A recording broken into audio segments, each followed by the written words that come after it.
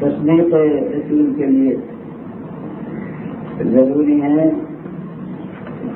جو جن باتوں کی آپ نے اطلاع دی ان تمام چیزوں پر ایمان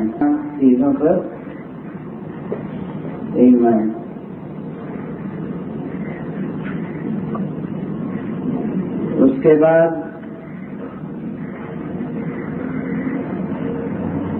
حقوق الناس عمل کی دنیا میں پہلے دوسرے ضرورت مندوں کو مدد کرنا عطا دینا، اس کا ذکر ہوا۔ اب اس کے بعد عبادات کے باب میں یوں کہوں کہ عبادات کے مضمون کی سرخی کے طور پر جو نام لیا گیا وہ صلاۃ کا۔ پوری آیت میں دیکھ لیجئے، ہمیں جو واجبات معلوم ہے، فرائض معلوم ہے، صوم کا ذکر شروع سے آخر تک کہیں نہیں ہے، حج کا ذکر اس آیت میں شروع سے آخر تک کہیں نہیں ہے، تو معلوم ہوا کہ یہ صلاۃ ایک جامع سرخی ہے بعد عبادات کی۔ اور جس طرح ایمان کی منزل میں سب سے مقدم اللہ پر ایمان، ویسے ہی عبادات کی دنیا میں سب سے مقدم نماز، تو اسی کی سرخی گویا اس مضمون پر قائم کر دی۔ اب نماز کی اہمیت ہو کہ متفق علیہ حدیث حضرت پیغمبر خدا صلی اللہ علیہ وسلم کی ہے کہ الصلاۃ عمود الدین، نماز دین کا ستون ہے۔ اس کی اور اردو لفظی ترجمے کی مجھے معلوم ہے، مگر غالباً فصیح اور اتنی فارسی اردو جہاں کر جانتے ہیں، تو ستون کا ترجمہ غالباً معلوم ہے سب کو، لہذا ستون کی اس مفہوم کے ادا کرنے کے لیے کافی۔ تو اب ستون کون ہوتا ہے؟ ستون وہ ہوتا ہے جس پر عمارت قائم ہے، کہ اگر ستون گر جائے تو عمارت ڈھہ جائے، تو یہاں دین کا ستون ہے۔ اس کے معنی یہ ہے کہ دین کی عمارت نماز پر قائم ہے، اور یوں تو نمازیں بکثرت ہیں، چاہے تو انسان ہر وقت نماز پڑھتا رہے۔ الصلاۃ خیر من شاء قبل ومن شاء تأخر، صلاۃ جو ہے حدیث ہے بھی صلاۃ خیر محض، جو چاہے اس کو کم سے کم ادا کرے اور جو چاہے بہت زیادہ ادا کرنے کی کوشش کرے، مگر وہ کم سے کم جو ہے وہ 5 وقت کی نماز۔ ضروری ہے کہ اس میں کمی کا سوال نہیں ہے، اس کو میں کہتا ہوں کہ یہ کم سے کم درجہ ہے جو ثابت کرتا ہے کہ یہ باغی سلطنت الہی نہیں ہے۔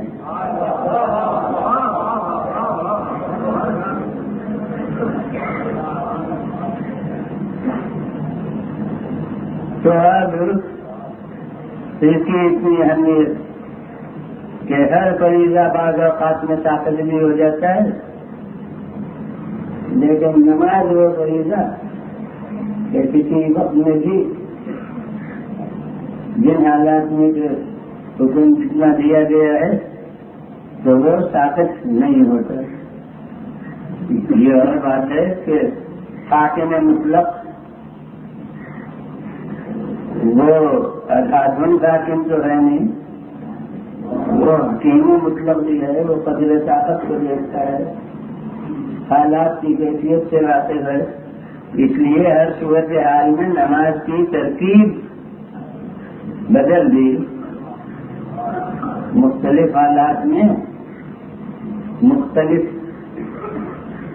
شکلیں نماز کی بتا دی، لیکن یہ کہ اصل نماز یہاں تک کہ جو ڈوب رہا ہو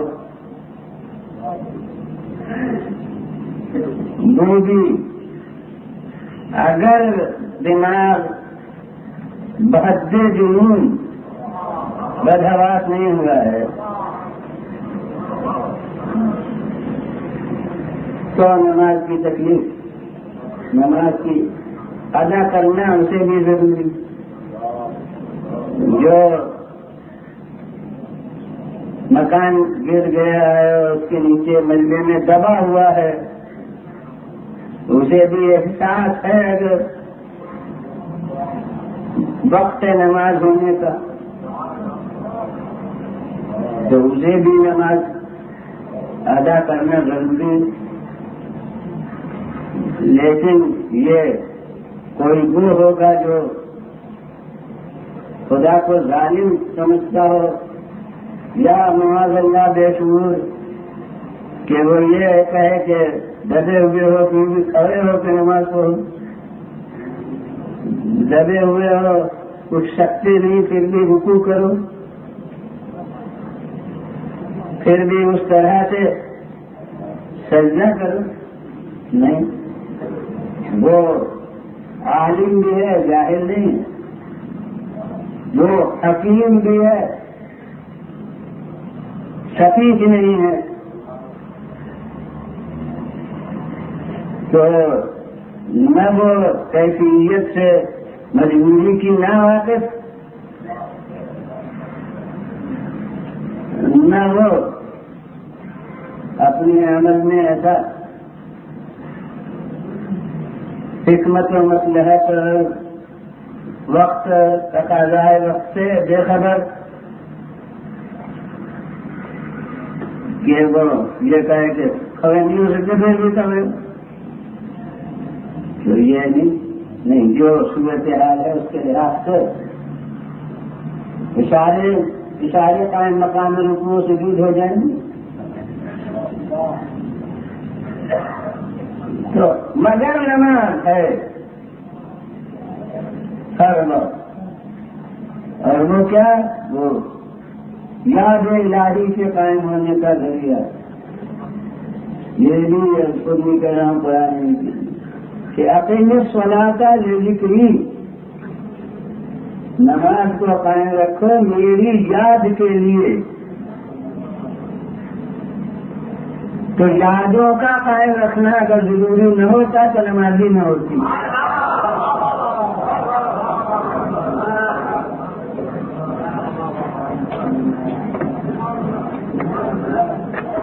نماز اتنا اہم فریضہ ہو جو حقیقت یاد کی خاطر ہے کہ بندہ اللہ کو بھولے نہیں، اور اسے غالباً ظالم گزشتہ کے موضوع میں جو ذکر فإن ذکر تنفع المؤمنین یہ سرنامہ اس میں ڈال کر چکا ہوں کہ دنیا میں جو یاد الہی کا تمام مذاہب میں تصور ہے اس سے اسلام میں یاد الہی کا تصور مختلف ہے۔ دنیا میں اللہ یاد کیا جاتا ہے، اسلام میں اللہ یاد رکھا جاتا ہے۔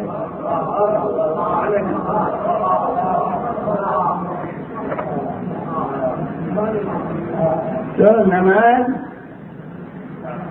یاد کرنا فقط نہیں ہے بلکہ یاد رکھنے کا ذریعہ ہے، اور اس کے لیے اوقات نماز میں اہتمام کیا گیا ہے، یعنی جس حکیمانہ طریقے پر اوقات نماز، اور اپنی فقہ کے روح سے کہوں کہ اوقات فضیلت نماز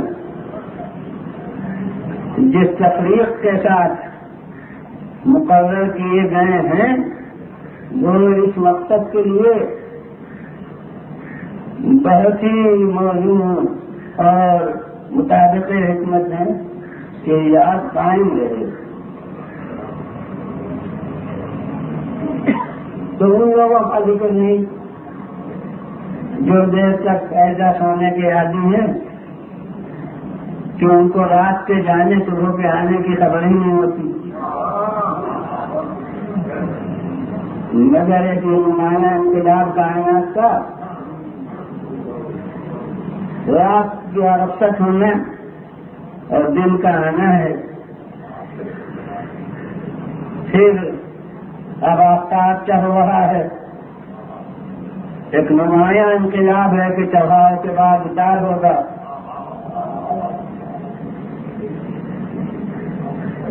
پھر اس کے بعد اتار کے بعد ابھی دھوپ لکھی وہ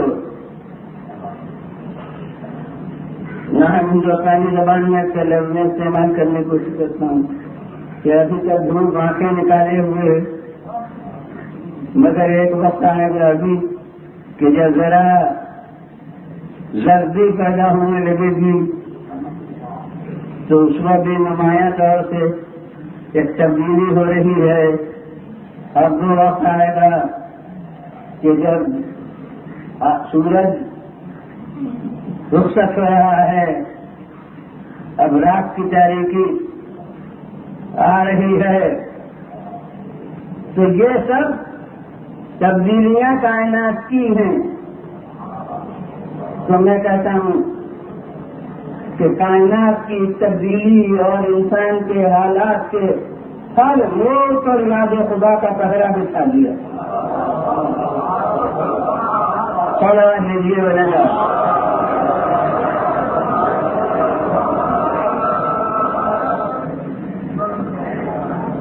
پھر میں نے آواز کو بولا ہوا ہے، سکون کا موقع گزرا ہے۔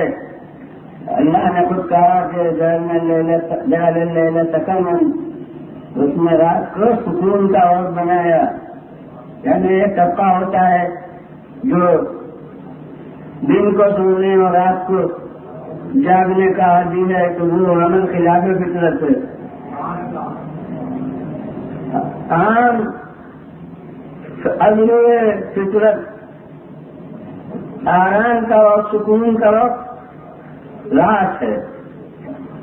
جب دنیا میں سکون ہوتا ہے تب آدمی بھی ساکن ہو، جب دنیا میں سناٹا ہوتا ہے تو پھر آدمیوں کی دنیا کی چہل پہل بھی اس وقت سکون کی شکل میں تبدیل ہو۔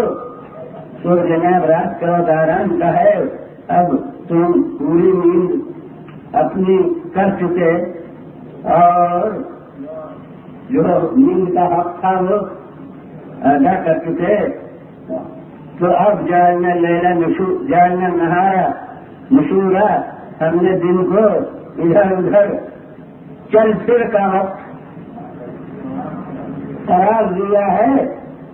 تو اچھا تم ضرور چلنا پھرنا اور ضرور نہ تم مشاغل حیات میں مصروف ہونا، لیکن ذرا آ کر بارگاہ خالق میں سلام کر لو۔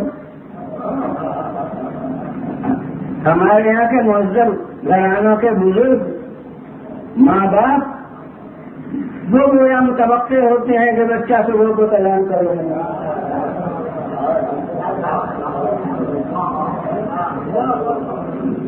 یہ ہم کے تربیت اس سے بے نیاز ہو چکی ہے۔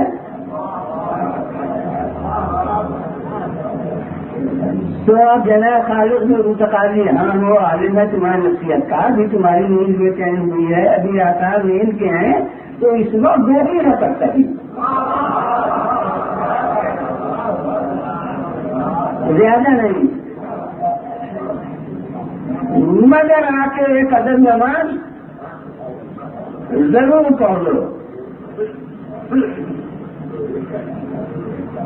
اب اس کے بعد مشاغل حیات میں مصروف ہو، آپ دن کے کاروں کی پہلی سے ختم ہو رہی ہے، اب تم گھر پر آئے ہو، پھر طبیعت آرام کی طرف تھکن سے اب تھوڑی سی متوجہ ہوئی ہے تو ہاں ٹھیک ہے، لیکن آ کے پھر ایک نماز پڑھ لو۔ میں نے اب کیا کہ اوقات صحت کے لحاظ سے نہیں کہہ رہا ہوں، اوقات فضیلت کے لحاظ سے کہہ رہا ہوں، تو اب اس وقت ایک نماز باقی وجہ کر لو، اور اب تم نے تھوڑا سا قیلولہ بھی کر لیا، تھوڑا سا آرام بھی کر لیا، اب پھر تم اپنے کاروبار کی دوسری قسط کے لیے جا رہے ہو اور اب روانہ ہو رہے ہو اپنے گھر سے، تو اب دوسری قسط شروع کرتے وقت بھی ایک دفعہ اللہ کو یاد کر کے جاؤ بازار، تاکہ معلوم ہو کہ تم کو اپنے کاروبار میں اپنی جد و جہد پر فقط اعتماد نہیں ہے بلکہ اس کا سہارا بھی ڈھونڈتے ہو۔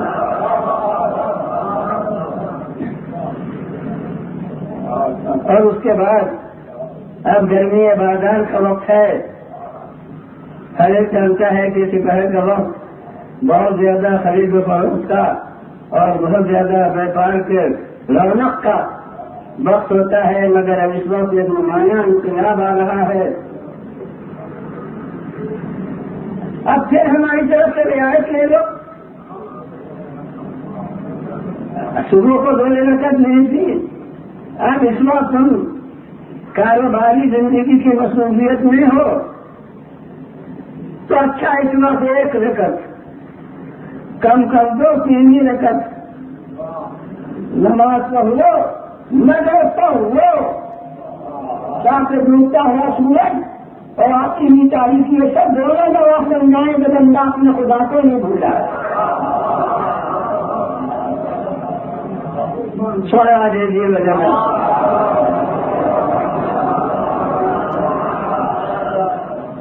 اور اس کے بعد دن بھر کے کاروبار کے بعد اب طبیعت مکمل آرام کی طرف مائل ہے تو ٹھیک ہے، آرام مبارک ہو، مگر چلتے چلاتے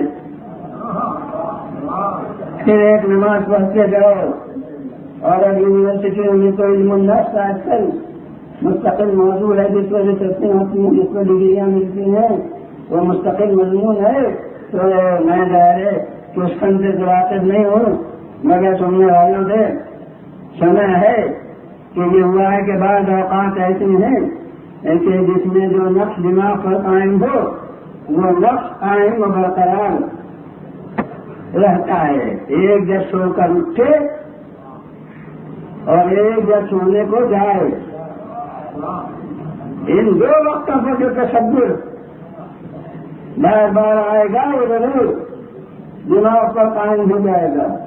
تو اب میں کہتا ہوں کہ عام اصول کے خلاف اگر کوئی اصول شرع ہے تو اسے حکمت خاص کا نتیجہ سمجھنا پڑے گا کہ ہر نماز میں اول وقت افضل، مگر نماز عشاء میں سن کے شب تک تاخیر افضل، باقی سے فطرت سے بڑھ کے خالق فطرت سے بڑھ کے باقی سے فطرت قائم ہوگا۔ تو یہ جو نفسیاتی نقطہ دنیا آج فہمی ہے، احکام نماز میں اس کا لحاظ پہلے کیا گیا ہے، ہر نماز میں افضل وقت افضل، تاکہ تاخیر حکم الہی کی تعمیر میں نہ ہو، اور عشاء میں آخر وقت افضل، تاکہ جتنا وقت خان سے قریب طے ہو اتنے زیادہ مقصد الہی کی تکمیل زیادہ ہوتی ہے. اور اگر عشاء کی نماز پڑھی کے لیتے تو ظاہر ہے کہ باوجود لیتے ہیں تو کہہ دیا گیا کہ اگر وضو کر کے سو تو جب سو رہے ہو تب بھی عبادت نامہ عمل میں لکھی جا رہی ہے. سونے والے جی میں لگا یہاں کے بعض لوگوں کو شاید بعض لوگ مزہ کے مسائل ایسے ہوتے ہیں کہ زیادہ افراد کو معلوم ہے اور جو اتفاق سے سننے میں آتے ہیں وہ کم لوگوں کو معلوم ہوتے ہیں تو بعض لوگوں کو شاید نہ معلوم ہو. ایسے یہ تو اس وقت عشاء کی نماز پڑھتے اگر میں نے کہا چلے تو باوجود فطری طور پر ہوں گے، لیکن اگر عشاء کی نماز پہلے بھی پڑھ لی ہے تب بھی سونے کے لیے خود وضو مستحب ہے. جیسے نماز پڑھنے کے خاطر سے وضو مستحب ہے، چاہے وضو نماز واجب نہ ہو تو نماز کی خاطر جس طرح سے وضو مستحب اسی طرح سے خاص سونے کی خاطر سے جو وضو ہو وہ وضو بھی مستحب ہے. تو یہ در حقیقت کہہ دیا گیا ہے کہ وضو کر کے اگر سو گے تو وہ سونا بھی تمہارا عبادت میں محسوب ہوگا. اس کے معنی یہ ہے کہ تمہارا عزم یہی ہے کہ ہر لمحہ میرا حکم خدا کی تعمیر کے ساتھ گزرے. تو یہ کیا ہے؟ یہ اللہ کی یاد کو دماغ و دل میں راسخ کرنا ہے، اور اللہ کی یاد ہی ہے جو تمام فرائض کے ادا کی بنیاد ہے. تو اسی لیے کہا جا رہا ہے کہ عمارت دین کی نماز پر قائم ہے. اور یہ حدیث اتنی اہم ہے کہ ہے تو حدیث رسول، مگر اس حدیث کو امیر المومنین نے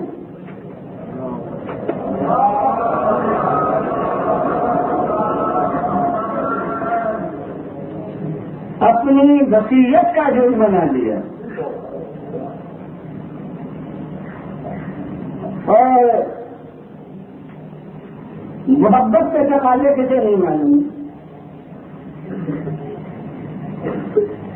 جس سینے میں دل ہے اس کو محبت کے تقاضے معلوم ہیں.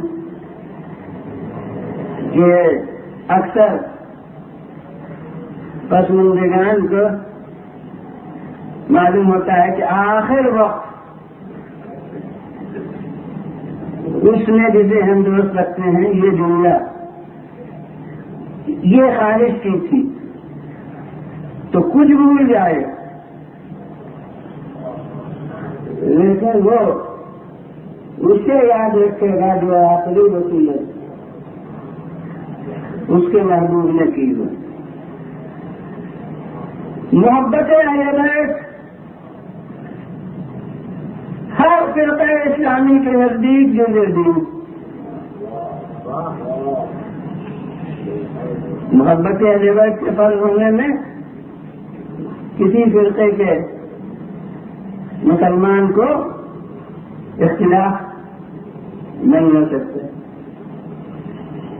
اسی لیے اہل بیت کرام کے فضائل میں کتابیں بلا تفریق فرقہ لکھی جاتی نہیں جب تک کہ سیاست دین پر غالب نہیں آئی.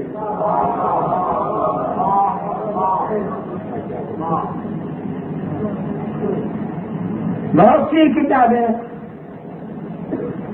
علماء اسلام کی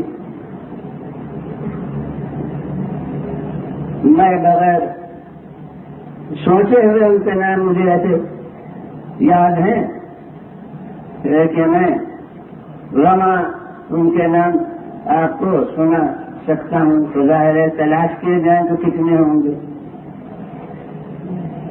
اب ان ناموں سے ظاہر ہے کتابوں کے لکھنے والے کا عقیدہ کہ واقعی تہ دل سے وہ سمجھتا کیا ہے.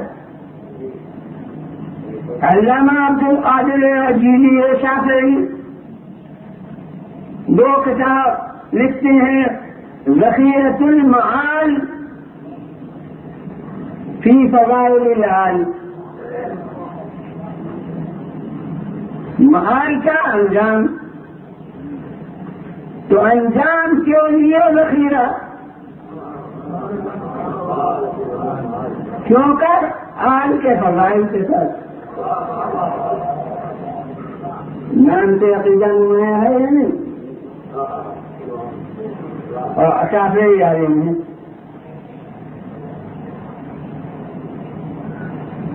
ہمارے لکھنؤ کے مشہور خاندان فرنگی محل کے 1 صدی پہلے کے عالم ہیں ملا محمد الدین فرنگی محلی، جن کی منطق میں کتاب شرح سلم وہ ملا مبین ہی کے نام سے، اکثر مصنفین کا نام جو گویا کتاب کا نام بن جاتے تو اس کا نام ہی ملا مبین ہے.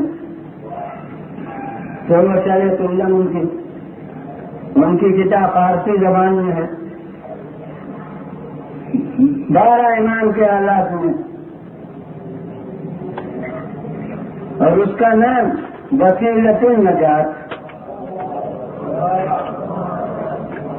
اب یہ تو عربی اتنی عام فہم ہے کہ محتاج ترجمہ بھی نہیں ہے. نجات کا وسیلہ، اور اس سے ثابت ہے کہ لکھنے والا منکر وسیلہ نہیں ہے،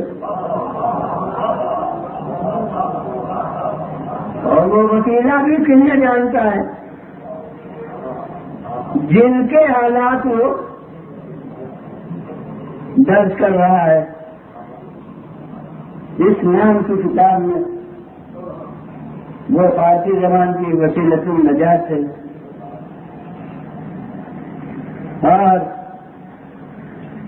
کمال الدین محمد ابن طلحہ شافعی وہ مستقل کتاب لکھ رہے ہیں، مطالب السنون فی مناقب آل الرسول. ان سے بھی مقدم حافظ محب الدین طبری، اور حافظ کے معنی اس وقت یہ قرآن زبانی یاد کرنے والے کے نیچے یہ علم حدیث کی اصطلاح تھی، جس کو 70,000 حدیثیں میں مسند یاد ہوں، وہ حافظ کہلاتا تھا. چنانچہ علماء اسلام میں علماء بے شمار، مگر حافظ ان معنی سے ان معنی کے حافظ کو بہت طرح کے، لیکن اس مفہوم میں حافظ وہ جناب 8-10 سے زیادہ نہیں ہے. یہاں تک کہ بعض لوگ ان کے نام کے ساتھ امام ہے مگر حافظ نہیں. بلکہ جو ائمہ اربعہ وہ 4 آدمی جن کے تقلید فرض سمجھی گئی ہے، ہر ایک کی ایک فقہ الگ، مگر ان کے ناموں کے ساتھ امام ہوتا ہے، حافظ نہیں ہوتا. وہ خال افراد ہیں جن کے نام کے ساتھ حافظ ہے، جیسے حافظ یحییٰ بن معین، یہ 3ری صدی کے آدمی ہیں. انہی کے ہم اصل ہیں احمد بن حنبل، مگر وہ امام احمد بن حنبل کہے جائیں گے، حافظ نہیں. اور ان کے ہم اصل یحییٰ بن معین، وہ حافظ یحییٰ بن معین. ابن حجر 2 ہیں. لوگ اکثر ایک کے بجائے دوسرے کا حوالہ دے دیتے ہیں، مگر ابن حجر 2 ہیں. ایک صاحب صواعق محرقہ وہ علامہ ابن حجر کہے جائیں گے، حافظ نہیں کہے جائیں گے، وہ ابن حجر مکی ہیں،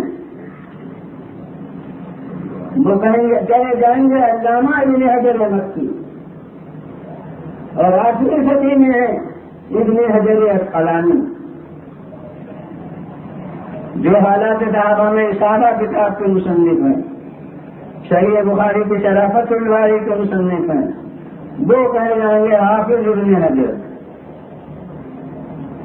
سب سے آخر صدی میں علامہ سیوطی تھے، جن کی کتاب تاریخ الخلفاء ہے، تفسیر میں دور منصور ہے، وہ 10ویں صدی میں غالباً سب سے آخری فرد ہیں جو حافظ جلال الدین سیوطی کہلاتے ہیں۔ یہ اور بات ہے دور زمانہ سے کہ مصنفین لکھنے لگے کہ وہ بے اعتبار ہیں، کیونکہ انہوں نے مناقب آل رسول میں بہت حدیث درج کی ہیں۔ وہ تو کتنا ہی بڑا عالم ہو، لیکن اب جو آل رسول کے فضائل کا بیان کرتا ہے وہ دنیا کی نگاہ میں غیر معتبر۔ معیار اعتبار یہ ہے کہ دمشق کے کارخانے کی ڈھلی ہوئی حدیثیں زیادہ جاتی ہیں، اور جن چیزوں کو انہوں نے دبانے کی کوشش کی، اسے جس نے ابھارا ہے وہ اب ناقابل اعتبار۔ تو یہ تو ایک انقلاب ہے، ورنہ وہ حافظ جلال الدین سیوطی در منصور انہوں نے تفسیر لکھی ہے سند میں کہ حدیثوں کے ساتھ تفسیر ہو، تو اب حدیثوں میں زیادہ تر ان کو فضائل آل رسول میں حدیثیں ملی، لہذا ہر آیت کے دائرے میں انہوں نے وہ حدیثیں درج کی، تو اب کہا جانے لگا کہ وہ تو بہت ہی غیر معتبر ہے، بہت ہی ٹھیک آدمی نہیں ہے۔ ٹھیک تو وہی ہے جھوٹ میں یا تو ٹھیک ہو۔ تو اب یہ وہ لوگ ہیں، تو وہی میں حافظ کو ذکر کیا تھا کہ 7ویں صدی میں حافظ محب الدین طبری، یہ وہ طبری نہیں ہے صاحب تاریخ، حافظ محب الدین ہے، وہ ابن جریر طبری، حافظ محمد ابن محب الدین طبری، ان کی کتاب کیا ہے؟ ذخائر العقبہ، وہ قافیے سے جا رہے فی احوال ذوی القربہ۔ محمد ابن سلیمان بلکہ سندوزی شیخ الاسلام کو دنیا سے ان کی کتاب سے ایک آیت کی تفسیر بھی نمایا ہے، ینابیع المودہ، یہ ینابیع المودہ یہ المودت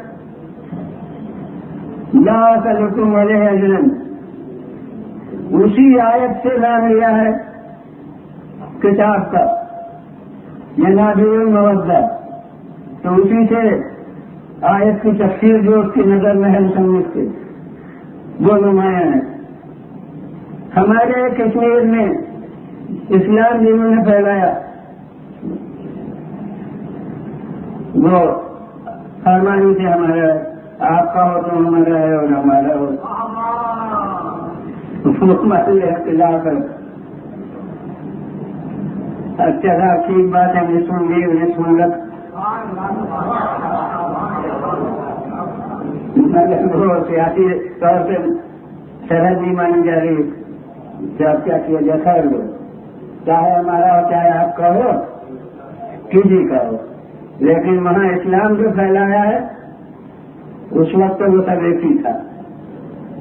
تو وہ کون؟ سید علی ہے حمدانی، انہوں نے اسلام پھیلایا ہے کشمیر میں، تو ان کی کتاب کیا ہوئی؟ المودۃ فی القربہ، ان کی کتاب تھی ینابیع المودہ ان کی کتاب ہے المودۃ فی القربہ. اس کا ترجمہ اور شرح فارسی میں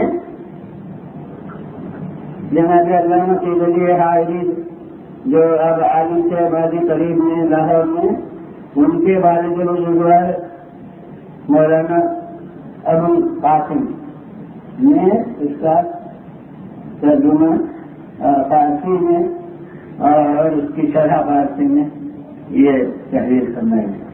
تو وہ المودۃ فی القربہ. اب 3 کتابوں کے نام میں نے آپ کے سامنے لیے، جن میں ہر ایک میں مودت ذخائر العقبہ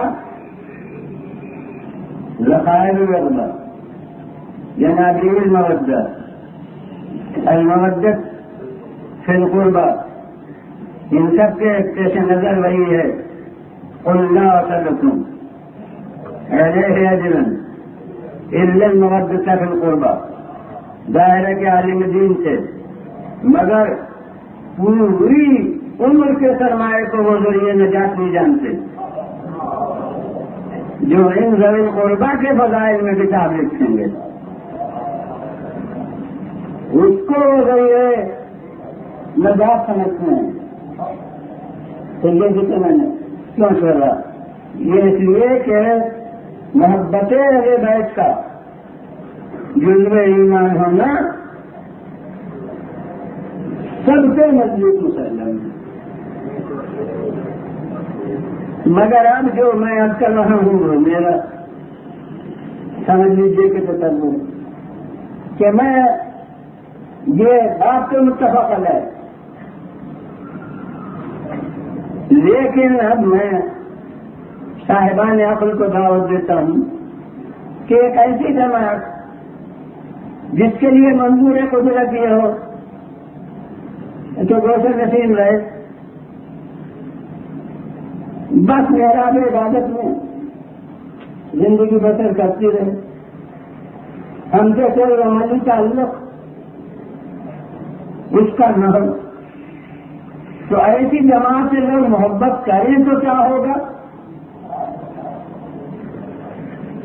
محبت نہ کریں تو کیا ہوگا.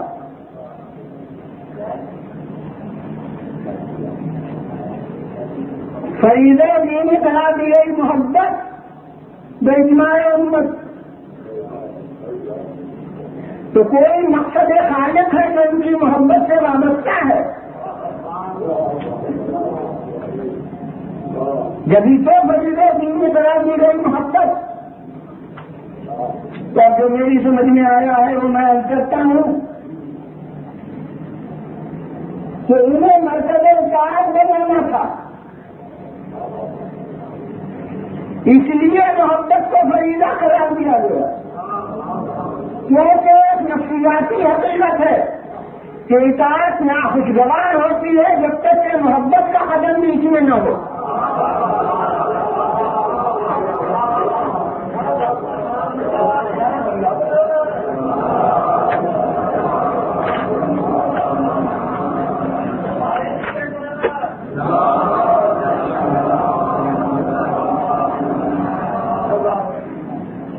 قانون کے دباؤ سے کچھ کیجیے بار خاطر.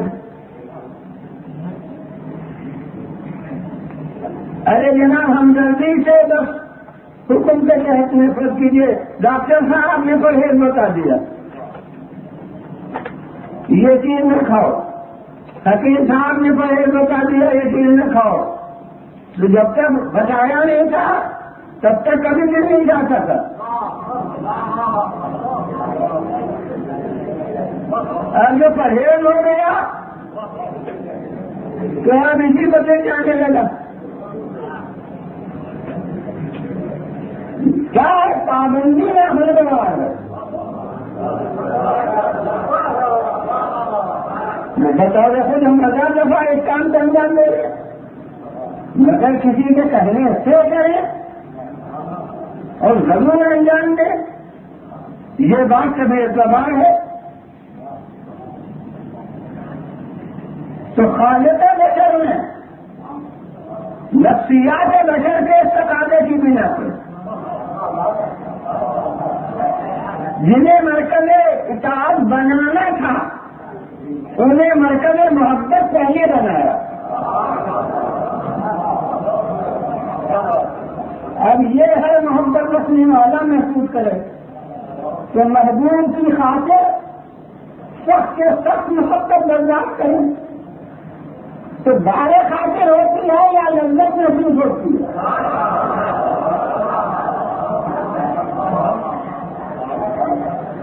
یعنی محبت کی بدولت جو اطاعت ہو وہ بجائے بارے خاطر ہونے کے لذیذ ہو جاتی ہے. اس سے مسرت محسوس ہوتی ہے اور جتنی زیادہ تکلیف اٹھائیں اتنی زیادہ طبیعت باوجہ ہوتی ہے. صرف اس لیے کہ کس کی خاطر برداشت کرنا ہے.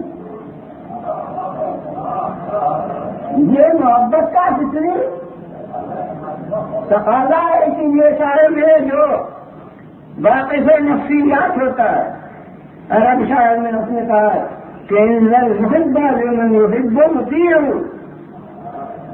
محبت رکھنے والا جس شخص سے محبت کرتا ہو اس کی اطاعت کرتا ہے. بلکہ محبتوں کی آزمائش ہوتی ہے فرمائشوں کی تعمیر سے.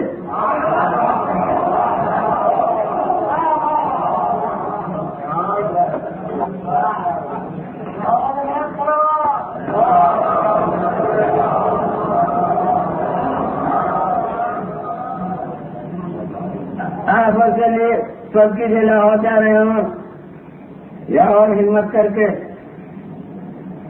ویزا کے مرحلے طے کر کے ادھر جائیں اور چلتے وقت کوئی آپ کا دوستی محبت کا دعوے دار جس سے آپ محبت کا دعویٰ رکھتے ہیں وہ یہ کہہ دے کہ بھائی وہ وہاں جانا تو یہ چیز ہماری لیتے ہیں. آپ گئے گھوم پھر کر آ گئے انہوں نے کہا کہ ارے بھائی جو ہم نے کہا تھا وہ کام انجام دیا آپ نے کیا بتاؤں بھول گیا. میں کہتا ہوں کہ طبیعت پر ایک غبار تو آئی جائے گا. آپ جینے دل پر ایک ٹھیک لگی جائے گی. اب آپ نے اسی وقت نہیں ابھی میرا پھر جانے کا ارادہ ہے. گول میرا دیکھو اب میں بولوں گا. اب آپ جو گئے پھر آئے اب کی اس کا انتظار بھی شدید تک تھا کیونکہ اسے یقین تھا کہ اب کی تو بات چل نہیں سکتی. اور اب آپ جو ہے اس دفعہ خاصا بھول گیا. اب کی کابل اٹھ کے جا رہا تھا وہ کام مجھے یاد تھا.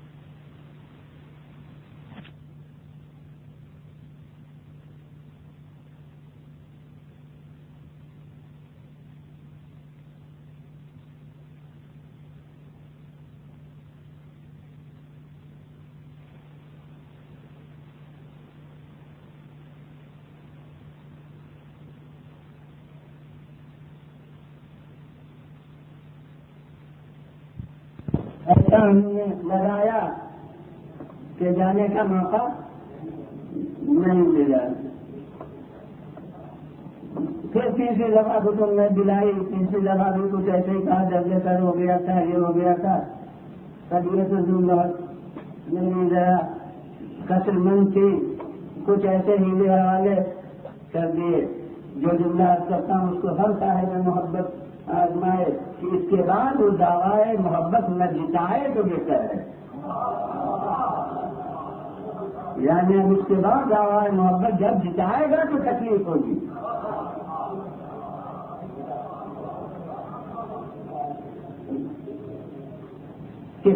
کیسی محبت ہے؟ ہماری بات تو پوری نہیں کی اور یہ کہہ رہے ہیں کہ محبت ہے تو فطرت محبت ہے یا نہیں.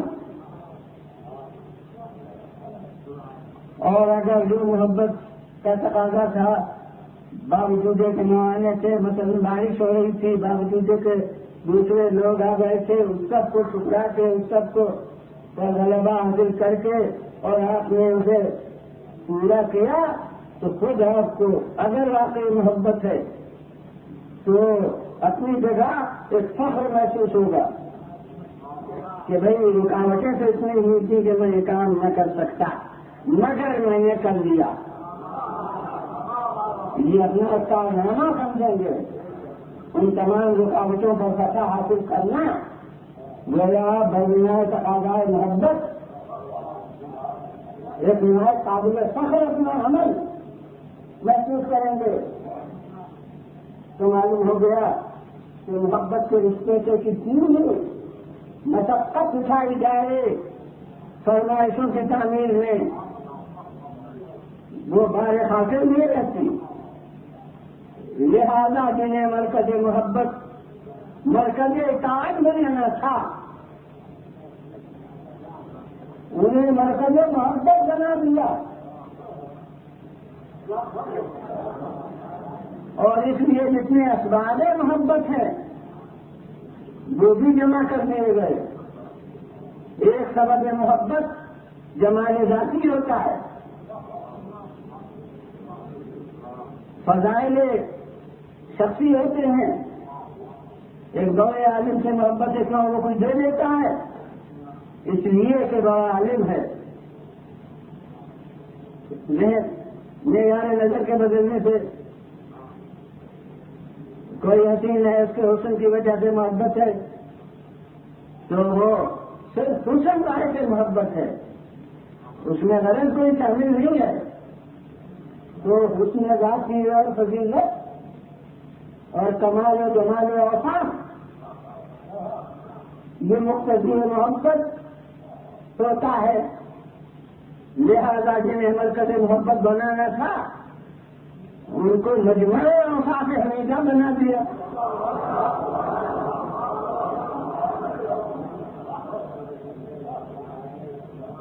ارے تم علم کی بنا پر محبت کرتے ہو تو انا مدینہ علم ہے علم بابا میں شہر علم ہوں اور علی اس کا دروازہ ہے.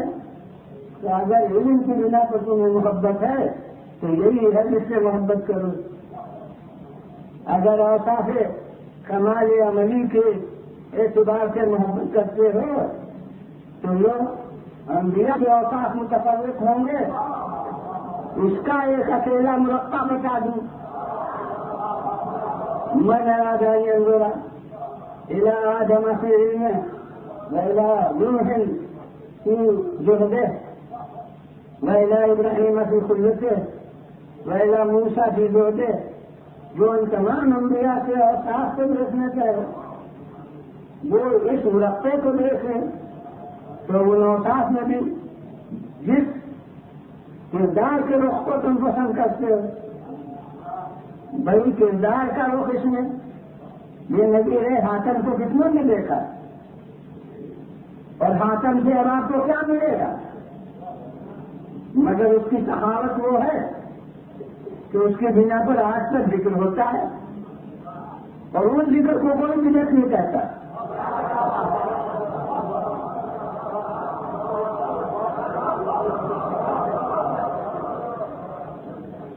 حالانکہ وہ مسلمان بھی نہیں ہے کافر ہے مگر وقت اس میں ایک اچھا وہ وقت ایسا تھا کہ اس وقت کو سب دوست رکھتے ہیں. لہذا خاتم میں ایک جاذبیت ہے. مسلمان اپنا نام حاتم علی خان کیوں رکھتے ہیں؟ مجھے اپنے معلومات میں حاتم علی میں ہے ایک معلوم ہے جنہوں نے مختار نامے کا ترجمہ کیا ہے تو وہ خاطر نام ہوتا ہے. میں چورنا بھی کافی تھا لیکن چونکہ عدالت تھی تو میں چورنا میرا نام آج تک ہوتا ہے یا نہیں. معلوم ہوتا ہے کہ جمال احساس وہ ہے کہ جو محسوس سے کسی اور وجہ سے نفرت کو بھی معلوم کر دیتا ہے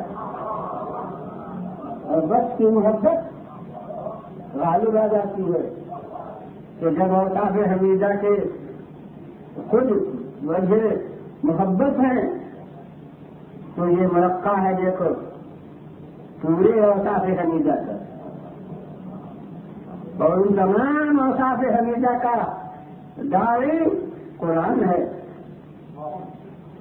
تو تم کو مسلمان ہوتے ہوئے قرآن سے محبت ہے تو القرآن وما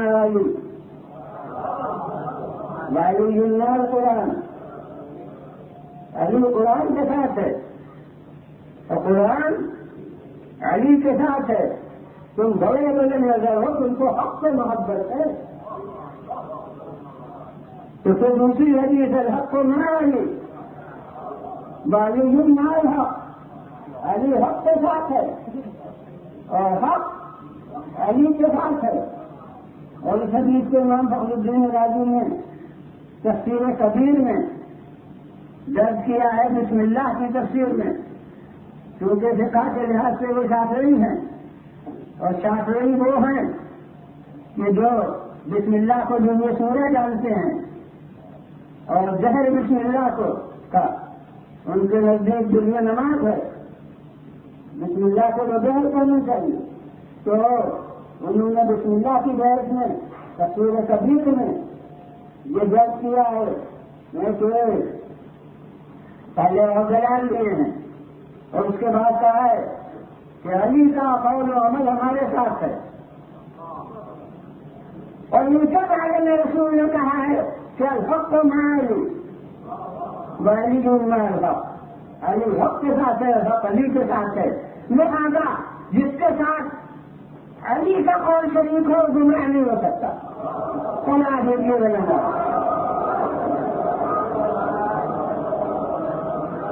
پھر میں نے بتایا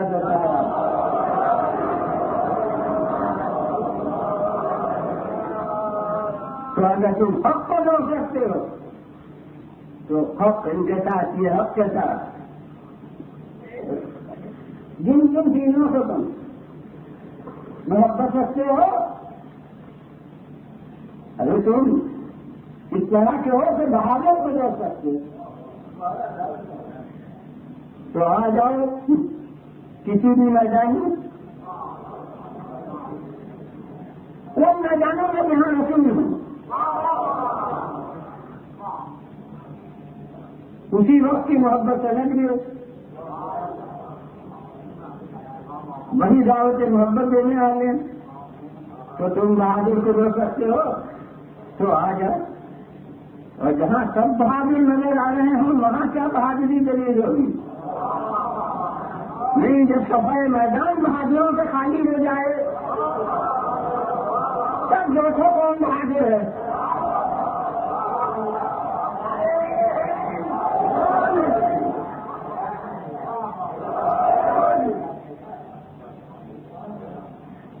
میں تو جس چیز کو لوگ کسی اور مقصد سے پیش کرتے ہیں میں اس کو اکثر ہمدردی کے عنوان سے پیش کرتا ہوں. میں کہتا ہوں جو لوگ میدان سے ہٹ گئے انہوں نے بھی اور مالکوں میں کارہائے نمایاں انجام دیے ہوں گے کیونکہ سبھی سے ان سبھی میں سبھی تھوڑی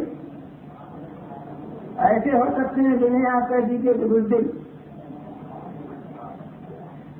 نہیں چاہا بابا اچھے اچھے ہوتے ہیں جو لڑائیاں پتا بھی کی ہوں گی اور کہیں یقیناً دوسرے لڑائیاں ہوئی ہیں جس میں رسول کے چیز ملے گئے تھے تو وہاں پر وہ سب افراد آتے ہوئے تھے جو انہیں جاتے نہیں اس جماعت میں. تو میں کہتا ہوں کہ یہ سب لوگ بہرحال آدمی سے مطلب کیا کیا جائے کہ وقت ہی ایسا سخت ہو جائے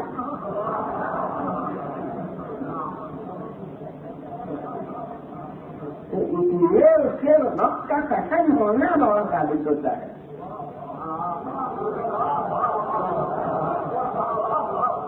اب اس کٹن ایسے کٹن وقت میں جو جمع رہے تو کوئی بھی اگر بہادر کو روک سکتا ہے.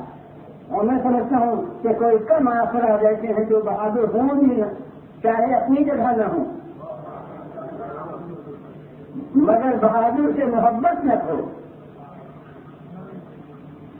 فطرت انسان میں بہادروں سے محبت ہے.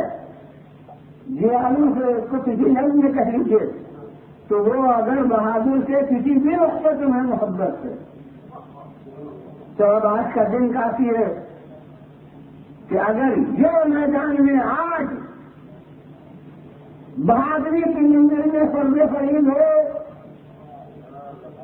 تو تم محبت کی دنیا میں بھی تمہارے رکھے امتیازی جگہ ہونا چاہیے. اور میں کہتا ہوں کہ اگر فرض فرید نہ ہوتا تو ملک کلمہ کیوں پڑتا؟ یہ بیچارہ ملک نہ ہو. ملک گرامر سے عربی کے میں کہیں اسکول میں تعلیم تھوڑی حاصل کی تو وہ نہ ہو سر مجھ سے بات کی اجازت. وہ بیچارہ ملک عربی کے نہ ہو سر کیا جانے. اس لیے ترکیبی نہیں سے برے طور پر کس کس طرح سے بات کہی جاتی ہے وہ کیا جانے. اب مجھے عربی جملہ بنانا ہے تو اس کا تو جس سے بہت سارے کا پڑا ہے وہ کیا ہے. میں ایک کلمہ لا الہ الا اللہ اسے نہیں سو نہیں ترکیب معلوم ہے جس میں ایک عدد لا آئے اور اس کے بعد اللہ کے بعد کوئی آئے تو وہ ہو جائے گا کلمہ. تو اب وہ لا الہ الا اللہ وہی ترکیب معلوم. اب اس نے آج کے مشاہدے کو شریک کیا تو جب مشاہدے کو شریک کیا تو ایک آدمی نظر آیا ایک سلمان نظر آئی. تو یہاں کے لیے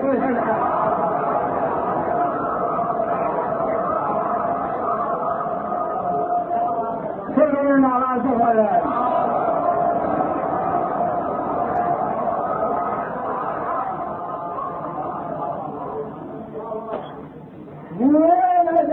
شمشیر زمین کی دنیا میں ایک آدمی نظر آیا ایک تلوار نظر آئی تو اس نے بڑی ترکیب نہ ہوئی بڑی جو ہی تھی اسے لے کر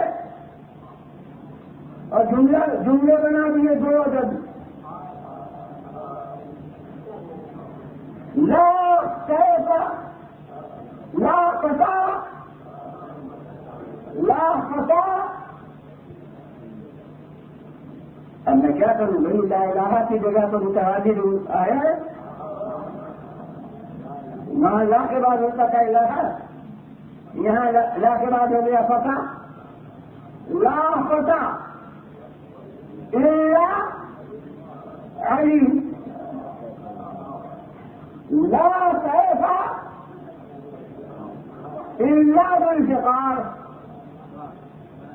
کوئی جان نہیں سزا اس صاحب سیف سے. اب یہ جوان وہ نہیں ہے جو بوڑھا نہ ہو بچہ نہ ہو عمر والا جوان نہیں ہے یہ میدان والا جوان ہے.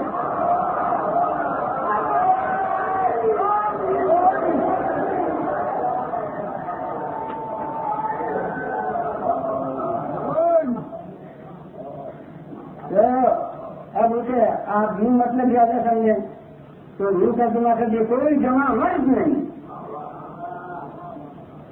سوا علی کے اور کوئی تلوار نہیں 13 دن سے کاٹ کے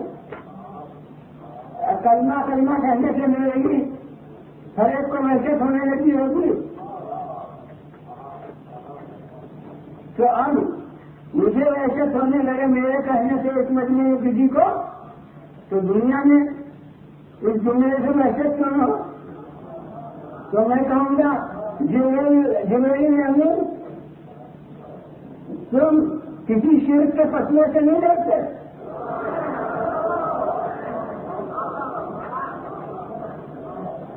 ارے یہ ہمیشہ اللہ کی توحید کا کلمہ کہتے تھے، یہ آج تمہیں کیا ہو گیا؟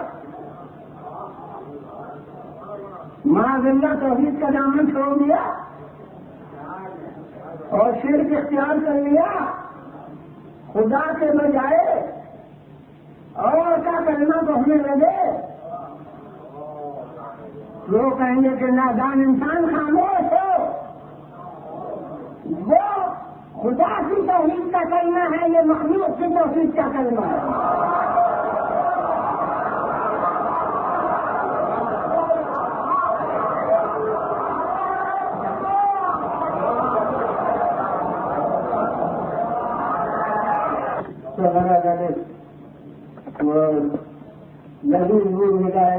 دوستوں مختلف عمل کروں تو ماشاء اللہ آپ کے لیے تذکرہ تو یہ لذیذ ہے. جب مسجدی بھائی غیر معمولی طور سے دیر سے شروع ہوئی ہے تو جو لوگ دیر کر کے دفتروں میں جاتے تھے اب ان کو بھی آج کتنی دیر کرنا پڑے تو وہ ہے جناب.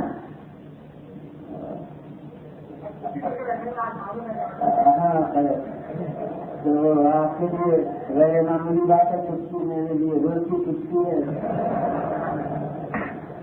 مجھے اپنے لحاظ سے دیکھنا ہے کہ کتنا میں بیان کروں. تو یہ عرض یہ کر رہا تھا کہ جنہیں مرکز اطاعت بنانا تھا انہیں مرکز محبت بنا دیا.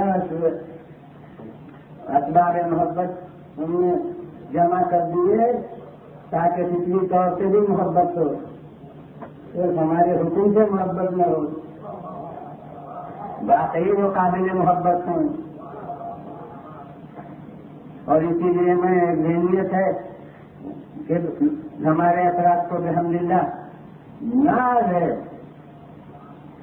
محبت پر، تو میں وہ اپنا کارنامہ سمجھتے ہیں محبت. تو میں اس کے مقابلے میں یہ کہتا ہوں کہ محبت آپ کا کوئی کارنامہ نہیں ہے، لوگوں کی جماعت اوقات کا تقاضا ہے.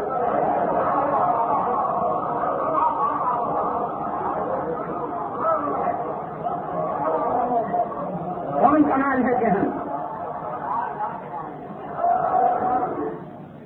محبت کرتے ہیں؟ ہاں قابل محبت سے جو محبت نہ کرے وہ بڑا ظلم ہے. ہم الحمدللہ اس ظلم سے بری ہیں. بس اور کیا کمال ہے ہمارا؟ وہ تو ہے قابل محبت. ہم محبت نہ کریں گے پھر اس سے محبت کریں گے، پھر اس سے تصویر نہیں کہ محبت نہ کریں، لیکن سب سے بہت خدا ہم سے محبت رکھتا ہے. تو ہم کیا چیز ہیں جو ہم محبت کرتے ہیں کہ ہم اپنے محبت کے جنس کو اتنا بے قیمت سمجھ کے اسے پیش کریں؟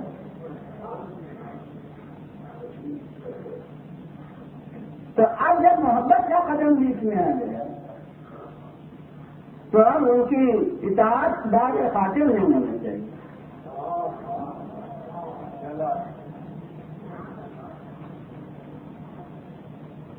اب جتنی ہستیوں کے جتنے کردار کے ٹوٹے ہیں اس کردار پر اگر انسان عمل کرے تو اس میں لذت محسوس ہونا چاہیے.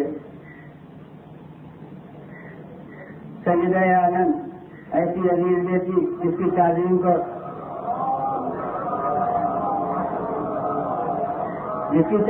کھڑے ہوتے ہیں پہلے ہی دن سے رسول چاہتے تھے، کوئی خادمہ اس کے حوالے کر سکتے تھے، کوئی کنیز عطا کر سکتے تھے، مگر نہیں، وہ جانتے ہیں کہ میرے ماننے والوں میں سب سے ایسے نہیں ہے کہ خادم رکھ سکیں،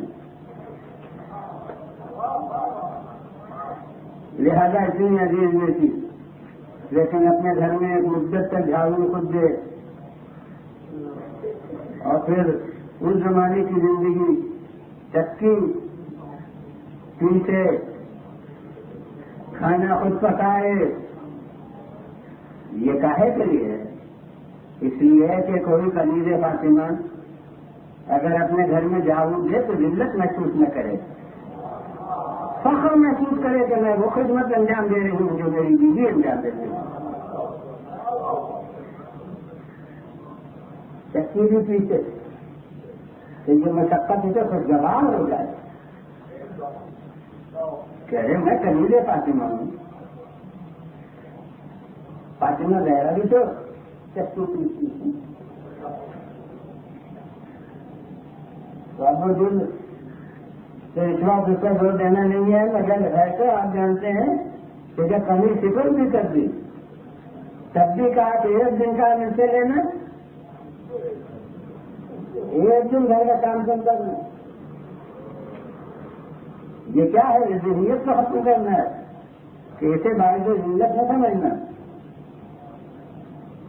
بلکہ ان کے دماغ کو انجام دینے کے اتفاق ہو تو ہر خاتون سے معیار عزت سمجھے۔ خود جا کے یہودیوں کے باغ میں آپ پتی تھی تاکہ کوئی نعمتوں میں شفقت اگر کرے اپنے بسر زندگی کے لیے تو اسے ذلت محسوس نہ کرے، سمجھے کہ ہمارا امام مزدوری کرتا تھا، ہمارا مولا مزدوری کرتا تھا، جس کو اپنے شہنشاہ عالم اسلام مانے جا رہے ہیں اس وقت بھی میسا میں سلمان کی دکان پر بیٹھ کے خور میں چوکدوئی کر دے رہے ہیں تاکہ محسوس کریں کہ دکانداری کوئی ذلت نہیں ہے، یہ معیار عزت ہے کہ دین و دنیا کا جو بادشاہ ہے،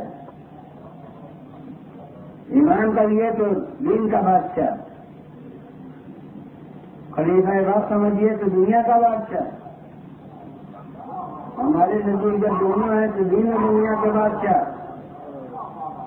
مگر دیکھو وہ اس طرح سے خود ذلت اپنے نہیں سمجھتا،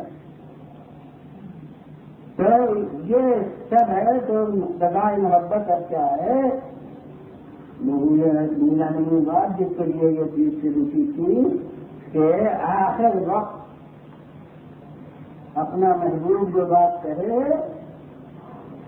مقتضائے محبت یہ ہے کہ نظر میں اس کی قدر ہو، قیمت ہو، اہمیت ہو، اور سمجھیں کہ یہ بات نہیں چلنا چاہیے۔ اب دیکھیے حضرت علی بن ابی طالب علیہ السلام، ان کے محبت ہمیں، اور اب عالم کیا ہے، وقت کون سا ہے جب سر مبارک پر ضرورت لگ چکی ہے، اور ایسی بے پناہ ضرورت جنگ احد میں سب کہنے کے بعد رہے تو امامت کی طاقت سے جنگ کسی حضور میں نہیں کی ہے، اگر امامت کی طاقت سے جنگ کرتے تو کوئی زخم نہیں آ سکتا تھا، زخمی ہونا دلیل ہے کہ فنون جنگ سے جو بشری تھے ان سے جنگ کر رہے تھے، تو اب جنگ احد میں 70 زخم آئے، مگر آخر کو جنگ تر کر کے دکھلا دی۔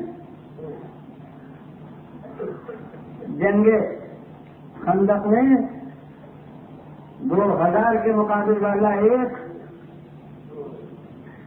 وہ امریک نے جو ظاہر جتنا طاقتور ہوگا اس کی ضرب اس کی طاقتور ہوگی، تو اس کے ہاتھ سے بھی یہیں پر ضرب لگی تھی سر مبارک کو،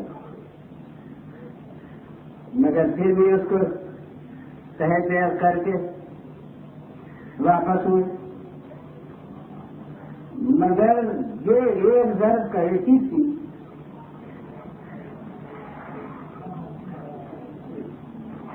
ایک ضرب کیسی بے پناہ تھی کہ قوت ایسی قوت برداشت رکھنے والا، اور اب ایک ضرب کے بعد اپنے پیروں سے کھڑا نہیں ہو سکتا. اور مجھے تو علی کے جملے میں عجب جیسے کیا کروں بے بسی سی محسوس ہوتی ہے کہ بیٹوں سے کہہ رہے ہیں کہ اب مجھے گھر لے چلو، اور جس جگہ میں روز نماز پڑھتا ہوں اس حجرے میں لے چلو. اب لے چلو کہ لفظ کا ان لفظوں سے بھی ہمیں پورا سے قبول نہیں ہوتا. لے چلنا یہ بھی ہے کہ بغلوں میں ہاتھ دے لیے، لے چلنا یہ ہے کہ بازو تھام لیے. مگر اب لے چلنے کی جو کیفیت ہے تاریخ میں، یہ لے چلنا یہ ان لفظوں سے تھوڑی سمجھ میں آتا ہے. ٹھیک ہے، ایک چادر لائی جاتی ہے، یا جب بخیر لکھنؤ میں جب جلوس سے اعلیٰ نکلا کرتے تھے تو ایک جلوم پر صابن پوچھتا تھا، تو کسی کا جنازہ ایک دفعہ اٹھا بولو،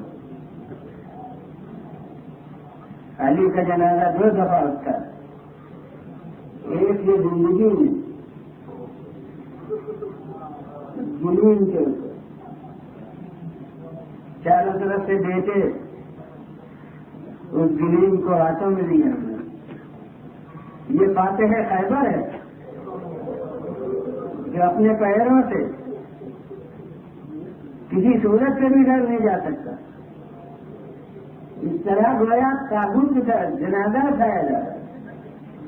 اور یہ عالم اور ہر ایک جانتا ہے کہ جب زخم تازہ ہوتا ہے تو اس میں وہ اہمیت نہیں ہوتی. اب 20 تاریخ آ گئی تو 20 تاریخ اس صابر متحمل کا عالم کیا ہے کہ ایک کروٹ خراب نہیں ہے. کبھی دائیں کروٹ کبھی بائیں کروٹ. مجھے تو یہ لفظیں ملتی ہیں کہ جیسے ٹاپ رہے ہیں. تو ایسے عالم میں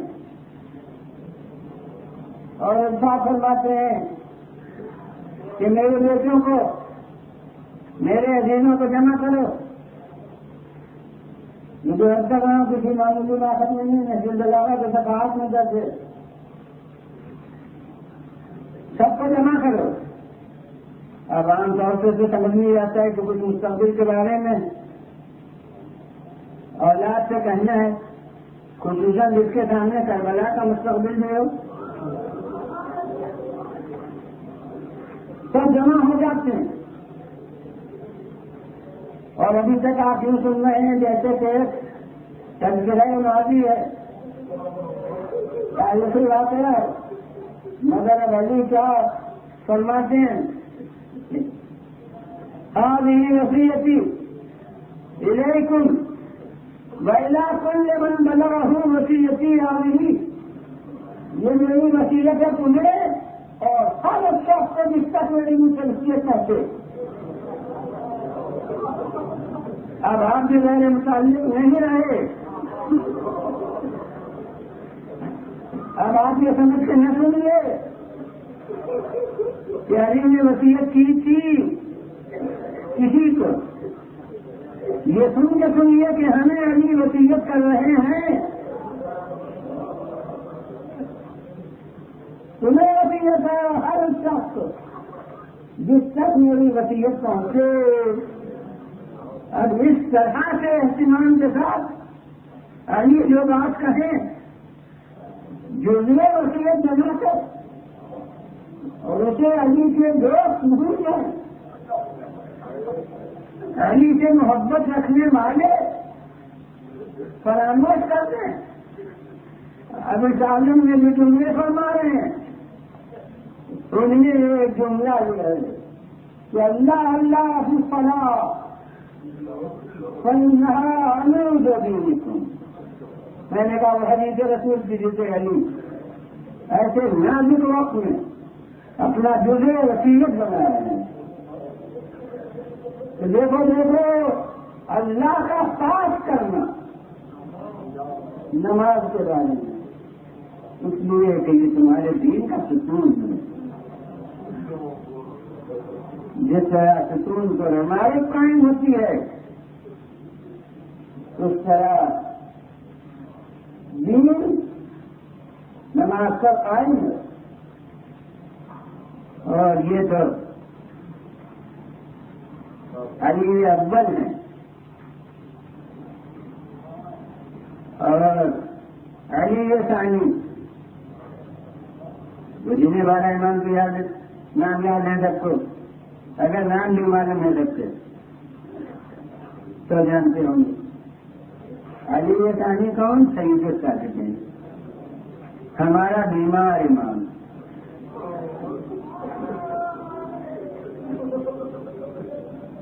تو بس ممکن ہے کہ یہ بیان ذاکرین سے نہ سنا، اس لیے کہ کوئی منفی پہلو جس کو کہتے نہیں، مگر یہ کہ امام العالمین علیہ السلام کے حالات میں ہے کہ آپ نے کہ گردوں پہ عزیز اور ترجمہ کی آخری جملہ جو زبان مبارک پر آیا جس کے بعد قرآن ناطق خاموش ہو گیا، وہ جملہ یہ تھا کہ 3 دفعہ الصلاۃ الصلاۃ الصلاۃ۔ دیکھو نماز نماز نماز، اور اس کے بعد سے جو شاگردوں نے کوئی کلام نہیں کیا۔ تو اب ان ہستیوں سے محبت رکھنے والے وہ نماز کو بھول جائیں، نماز کو فراموش کر دیں، اپنے عمل سے پامال کریں۔ میں کہتا ہوں کہ ان کے فضائل بھی نماز سے وابستہ، ان کے مسائل بھی نماز سے وابستہ۔ فضائل کے باب میں جو کل عرض کر چکا انما والا رکوع، مسائل کے باب میں 19 ماہ رمضان کی صبح کی نماز کا سجدہ، اس کو سمیٹ کے کہوں گا کہ رکوع میں سر پر تاج ولایت آیا، سجدے میں سر پر تاج شہادت آیا،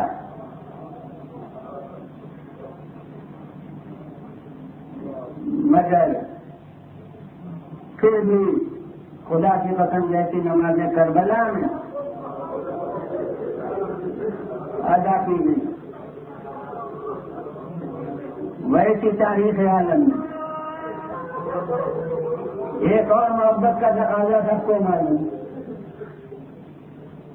اور آپ کو الحمدللہ بہت یاد ہو محبت کا تقاضا کہ محبت کا تقاضا یہ ہے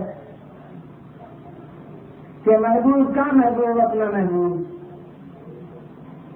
دوست کا دوست اپنا دوست، دوست کا دشمن اپنا دشمن، تو جناب دوست کا دوست یعنی محبوب کا محبوب۔ اب شب عاشور اور شب عاشور کتنی بیش قیمت رات، اس کے لیے دنیا کافی کہ جس کے لیے حسین نے سوال کرنا گوارا کیا،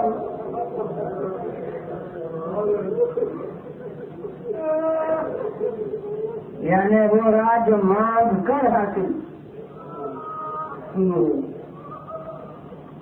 اس رات سے بڑھ کے کون رات ان کی نگاہ میں بیش قیمت ہو سکتی ہے. تو اب اس رات کے لیے چوکر حاصل کی تھی، ابو فضل عباس کو بھیجا تھا نا، حملہ ہو گیا تھا ایک دم سے، وہ اس کا پورا پس منظر اس وقت نہیں کرنا. 9 محرم کی دوپہر اور حملہ ہو گیا. عباس سے فرماتے ہیں کہ ان کے پاس جاؤ اور اسے 1 رات کی مہلت کی درخواست دو. کیوں 1 رات کی مہلت کی درخواست دو؟ کیوں سوال کرو؟ اللہ یعلم انی احب الصلاۃ والذکر. خدا ہی جانتا ہے کہ میں اس کی صلاۃ کو کتنا محبوب سمجھتا ہوں، اس کی نماز سے مجھے کتنی محبت ہے اور اس کی یاد ہے. تو اصل مقصد یہ ہوتا ہے خود ظاہر کر رہے ہیں کہ نماز ہے. اور نمازیں زندگی میں بہت پڑھی ہیں، مگر ایک اور حدیث انہی معصومین کے سلسلے کی فرض، کیونکہ مجھے یاد ہے کہ صلی صلاۃ موجہ، نماز اس طرح پڑھو جیسے کوئی نماز کو رخصت کر رہا ہو. ارے کس کو اطمینان ہے کہ یہ آخری سانس نہیں ہے؟ تو ہر نماز نہیں پڑھو جیسے کہ اس کے بعد نہیں پڑھنا، جیسے کہ رخصت کر رہے ہیں. تو بس مولا کے بہت سے یہ حقیقت کس کے سامنے ہوگی.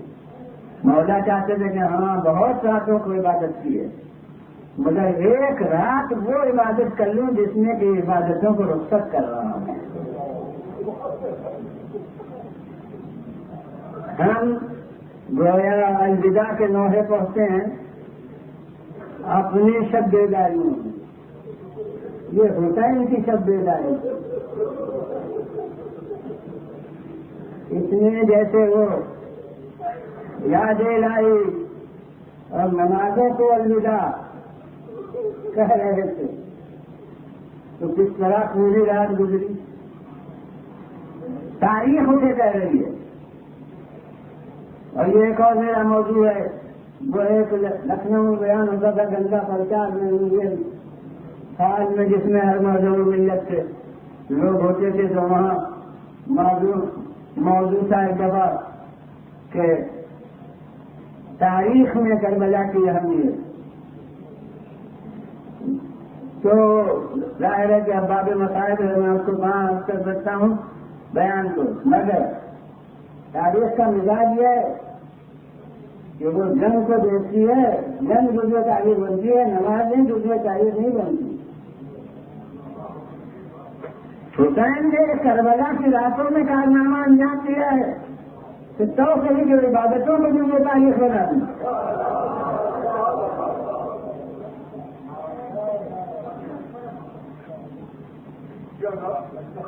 اب کسی رات کی عبادت صدری کی تاریخ میں ہے، مگر کوئی بھی مولوی قوم مجبور ہے شب عاشور کی نمازیں جزو تاریخ بنا دی حسین نے. 1 رات کی مہلت لے کے اب تاریخ دیکھ رہی ہے. اب فقط حسین کا کردار نہیں ہے، پوری جماعت پر ہے. فقط حسین کا کردار اب تاریخ کے سامنے نہیں ہے، اب پوری جماعت کا کردار ہے. باقی بین راکن وساجدین مقائم، پوری جماعت میں رات گزاری کے کوئی حکم ہے، کوئی سجدے میں ہے، کوئی قیام میں ہے. کیونکہ یہ سب کو معلوم ہے کہ ہماری فقہ میں سنتی نمازوں میں جماعت بدعت ہے، جماعت نہیں ہو سکتی. اگر جماعت ہے تو ہم رنگی ہوگی، رکوع میں ہے سبھی رکوع میں، سجدہ ہے تو سبھی سجدے میں، مگر نہیں. کیونکہ رات پوری گزارنا ہے تو وہ واجب نمازیں کہاں ہیں؟ وہ تو سنتی نمازیں. لہذا کوئی رکوع میں ہے، کوئی سجدے میں ہے، کوئی قیام میں ہے، جو کہا تھا کہ غیرت سے رات حاصل کر رہا ہوں، پوری رات اس طرح عبادت میں گزار دی، مگر مہلت طلب کی تھی اسی مقصد سے، لیکن اور بھی بڑے بیش قیمت انجام، بیش قیمت کام انجام دیے، اور اس وقت دنیا نہ سمجھتی ہو، اس وقت اس رات کی قیمت کا اندازہ کیجیے۔ حضور یہ رات میں ہوتی تو اور کہاں ہوتا؟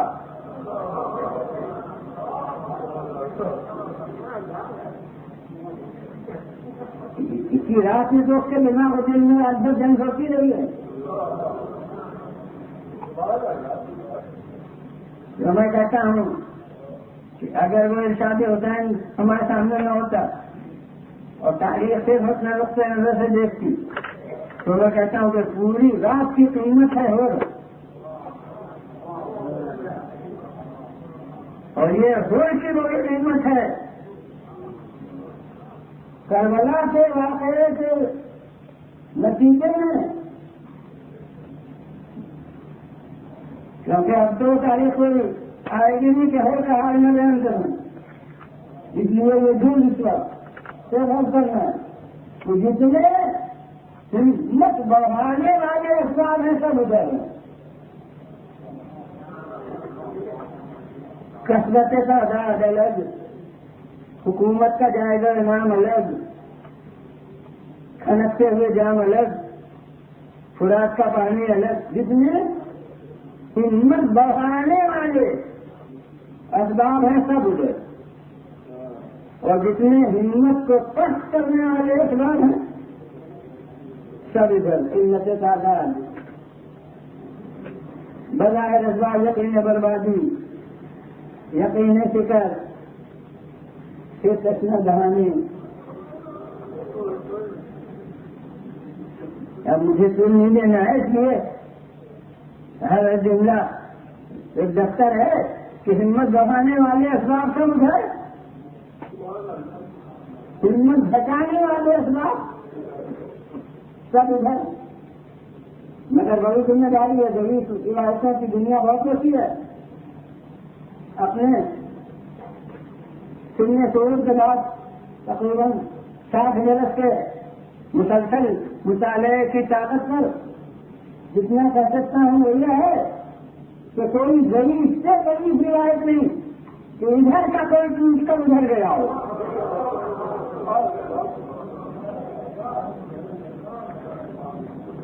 لیکن ادھر کا کم سے کم ایک، اور وہ بھی کوئی معمولی نہیں ہے، پورے دستے کا اکثر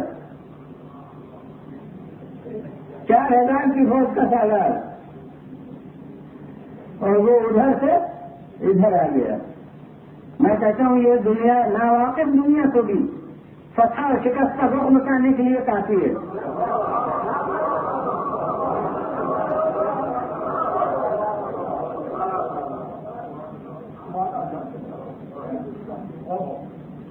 تو یہ اطلاعات کی قیمت ہے۔